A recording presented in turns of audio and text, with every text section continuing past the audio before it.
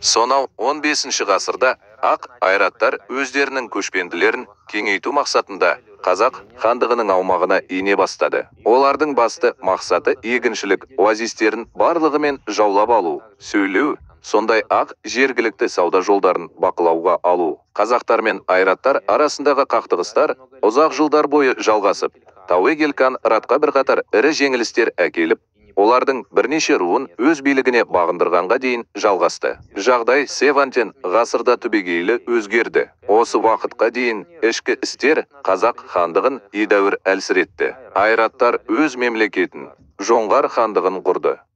Толыққанды соғыс 1643 жылы бірінші Жоңғар ханы Ердене Батур өз әскерінің басында Жетісуға басып кірген кезде басталды. Қазақтар үлкен әскер жинап үлгермей, Арбұлақ өзенінің шатқалына тұтқиылдан шабуыл жасады. Алдын ала салынған бекіністер мен атыс қаруларының көмегімен Жәңгір ханның қол астындағы қазақтар Жоңғар әскерінің шабуылын тежей алды. Осы кезде 20 мыңыншы Бұхара әскерінің басында тұрған Ялаңтуш Бахадур Жоңғар әскерінің тылына соққы беріп, оны шегінуге және өз аумағына оралуға мәжбүр етті. 1681 жылы жоңғарлар Қазақ хандығының оңтүстік бөлігіне шабуыл жасап, оның барысында Сайрам қаласын талқандады. Жоңғарлардың шабуылына жалғыз өзі қарсы тұру қазақтарға қиын болғандықтан, олар орыс патшалығымен, қырғыздармен, нағайлармен және қарақалпақтармен одақтастық қарым-қатынас орнатуға тырысты.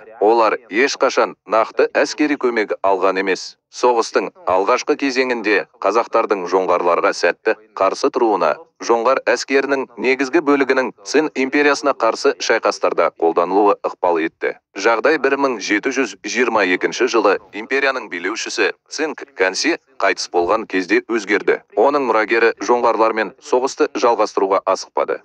Бұл оларға қазақ хандығына қарсы шабуылды күшейтуге мүмкіндік берді. 1723 жылы жоңғар ханы 70 мыңыншы әскерді басқарып, қазақ хандығының аумағына басып кірді. Өз жолында тек бытыраңқы қазақ жасақтарын кездестіре отырып, жоңғарлар қазақ хандығының аумағына тереңдей түсті.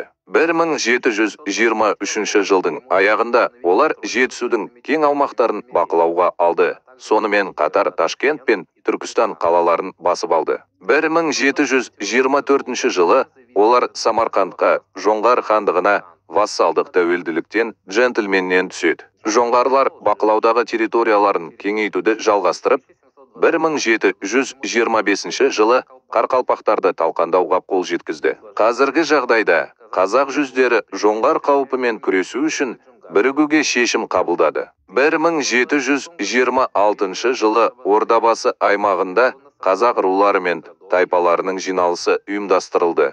Келіссөздер барысында кіші жүз ханы Әбілхайыр бастаған бір тұтас қазақ жасағын құру туралы шешім қабылданды. 1727 жылы жоңғар ханы Цвен Рабдан қайтыс болып, оның орнын Голдан Цыр алады. Ол қазақ хандығына қарсы жаңа жорық бастады. Жоңғар әскері Бұланты мен Белеут өзендерінің арасындағы біріккен қазақ милициясымен бетпе-бет келді. Тікелей қақтығыста ұйымдасқан жоңғар әскерінің артықшылығы болатынын түсінген қазақтар жалған шегінудің көмегімен оларды далаға азғырды. Жеңіл атты әскердің отқырлығын пайдаланып, қазақтар жоңғар әскерін талқандады.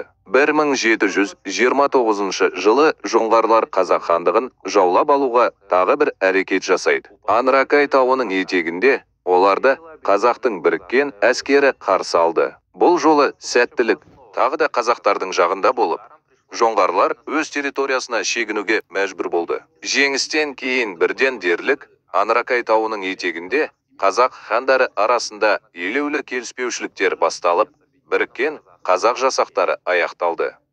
Қазақ жүздерінің арасындағы алауыздықты пайдаланып, 1734 жылы жоңғар әскері қайтадан шабуылға шығады. Жоңғарлар аға жүз қазақтарын талқандап, олардың аумағының көп бөлігін алып жатыр.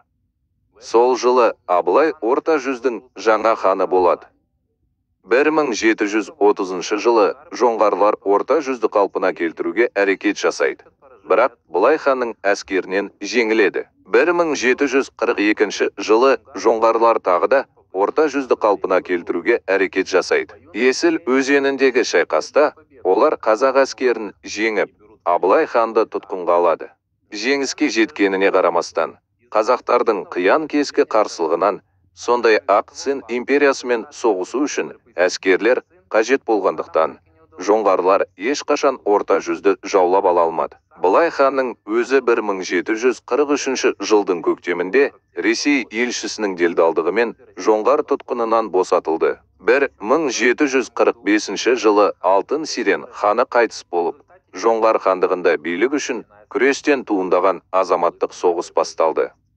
Жоңғарлар хан тағына таласумен айналысқандықтан, олар енді қазақ хандығына қарсы үлкен жорықтар жасамады. 1759 жылы азаматтық соғыстан әлсіреген жоңғар хандығы өмір сүруін тоқтатты. Соғыс осымен аяқталды. Егер сізге бұл видео ұнаған болса, менің каналыма жазылыңыз, біз тарихты бірге түсінетін боламыз.